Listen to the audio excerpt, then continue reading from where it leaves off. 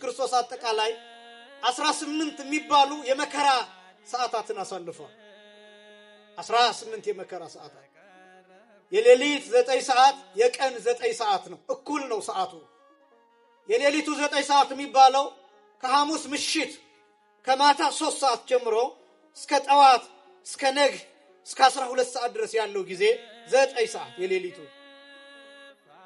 የቀኑ 9 ሰዓት ተብሎ የሚገለጠው ዓርብ ጠዋት ከ1 ሰዓት ጀምሮ እስከ ቀኑ 9 ሰዓት ድረስ ያለው ጊዜ የቀኑ 9 ሰዓት ተብሎ ይገለጣል። የሌሊቱ 9 ሰዓት የብሉይ ኪዳን ምሳሌ ነው፣ የኦሪት ምሳሌ ነው።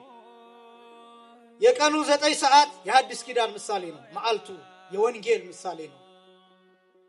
የቀኑና የሌሊቱ እኩል መሆኑ ክርስቶስ መስቀል ላይ ተሰቅሎ የብሉይ ኪዳንንና የሐዲስ ኪዳንን ምእመናን እኩል ምህረት እንዳደረገላቸው መዳናችን ለሁላችንም እኩል የተፈጸመ እንደሆነ የሚያጠይቅ ምስጢር ነው። ከነዚህ ከቀኑ 9 ሰዓታት ውስጥ ደግሞ 6 ሰዓትና 9 ሰዓት እነዚህ ሁለቱ የተለዩ ሰዓታት ናቸው። አጠቃላይ ከ6 ሰዓት ጀምሮ እስከ ቀኑ 9 ሰዓት ድረስ ያሉትን 3 ሰዓታት ለይታችሁ ስትመለከቱ የመስቀል ሰዓት ተብለው የሚጠሩት እነዚህ 3 ሰዓታት ናቸው። ጊዜ መስቀል የሚባል የመስቀል ጊዜ የሚባል አሁን መስቀልን በሁለት አውድ መረዳት ይፈልጋል። አንዱ እንጨቱን፣ ሁለተኛው ደግሞ መከራውን። እነዚህን ሁለቱን መረዳት ይፈልጋል።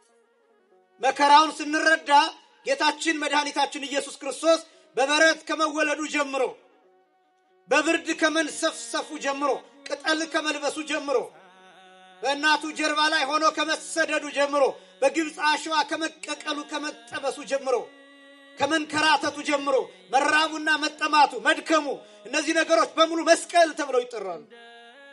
ከሳምራዊቷ ሴት ጋር ያወራበት ሁኔታ መስቀል ተብሎ ይጠራል። መከራ ይባላል።